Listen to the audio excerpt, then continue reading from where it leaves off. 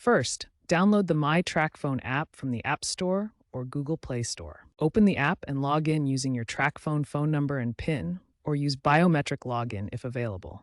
Tap the menu icon with three lines in the top left corner, then select Account or My Account.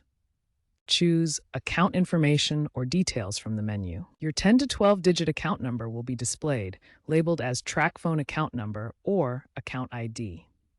Alternatively, check the Support tab, use in-app search, or view your plan summary screen. If you have issues, contact support via chat or call through the app.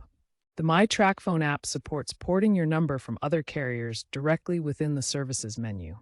Initiate a port request using your account number.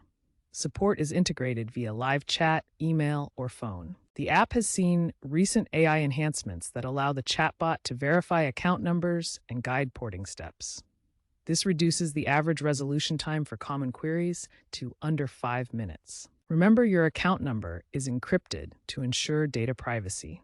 Only share it through official channels when porting or getting official support through the app to avoid potential scams and phishing attempts. If you're having issues, you can also check the Support tab